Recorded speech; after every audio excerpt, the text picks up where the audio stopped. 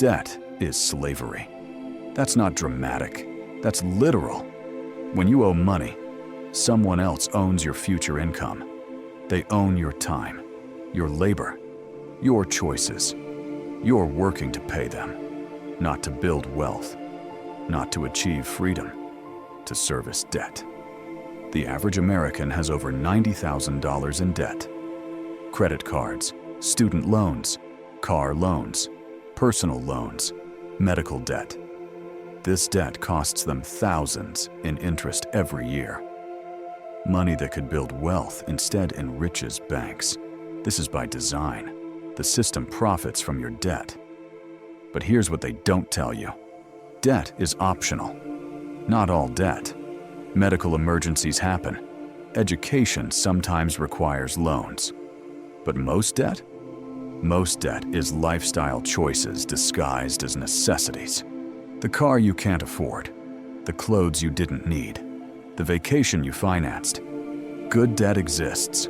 Mortgages, business loans, student loans for high-earning degrees. These are investments. They should generate more value than they cost. A mortgage lets you own appreciating real estate. A business loan generates business income. A medical degree leads to doctor's salary. These can make sense. Bad debt is everything else. Credit card debt, car loans for depreciating vehicles, personal loans for consumption, payday loans. These don't generate income. They cost you money. They make you poorer. Every payment is wealth flowing away from you. Credit card interest is theft. 18%, 24%. Some cards charge even more. This is insane. If you carry a $5,000 balance at 20% interest, you're paying $1,000 a year just in interest. That's $1,000 that could have been invested. Instead, it's gone. The debt snowball method works. List all debts smallest to largest. Pay minimums on everything except the smallest. Attack the smallest with everything you have. When it's gone, move to the next smallest. The psychological wins from paying off debts create momentum. This keeps you motivated. The debt avalanche method is mathematically optimal. List debts by interest rate. Pay minimums on everything except the highest interest debt. Attack that one aggressively. This saves the most money. But it's less psychologically motivating because you might be paying off a large debt first. Choose whichever method keeps you consistent. Snowball for psychology, avalanche for math. Either way, you're paying off debt. That's what matters. Stop using credit cards. Cut them up if you have to. If you can't control credit card spending, remove the temptation. Use debit. Use cash. Use anything that prevents you from spending money you don't have. The emergency fund prevents new debt. Unexpected expenses happen. Car repairs, medical bills, job loss. Without savings, these become debt. But with an emergency fund, they're just expenses. Start with $1,000, then build to 3 to 6 months of expenses. This buffer protects you. Negotiate with creditors. Most people don't know you can negotiate debt. Call your credit card company. Ask for a lower interest rate. Many will agree just for asking. Call medical providers. Ask for discounts for paying in full. Negotiate payment plans. You have more power than you think. Debt consolidation can help. If you have multiple high-interest debts, consolidating into one lower-interest loan saves money.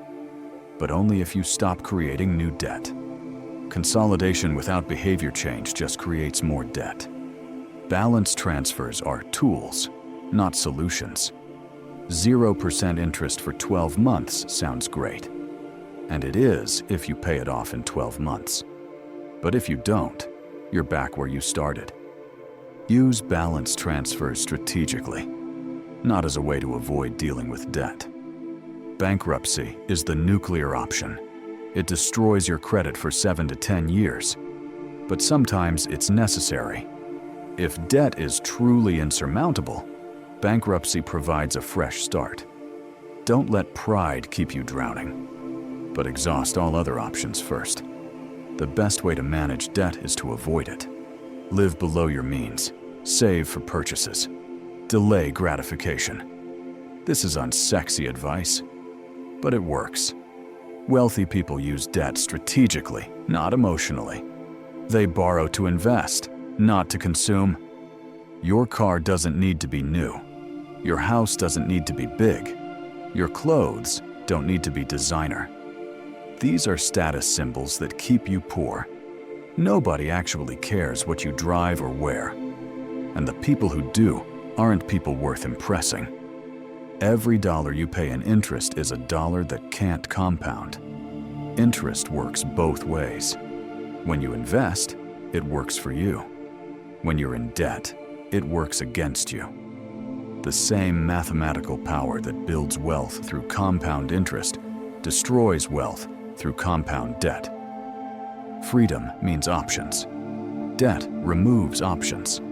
It forces you to keep working, to stay in jobs you hate, to live in places you don't want to be, because you need the paycheck, because you have payments to make. This is prison. Self-imposed, but prison nonetheless. Getting out of debt requires sacrifice, temporary sacrifice for permanent freedom. No eating out, no new clothes, no vacations.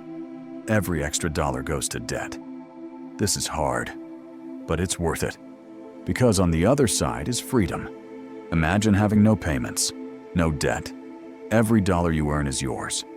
This is possible. People do it every day. You can too. It just requires decision, commitment, discipline. Start today. List all your debts.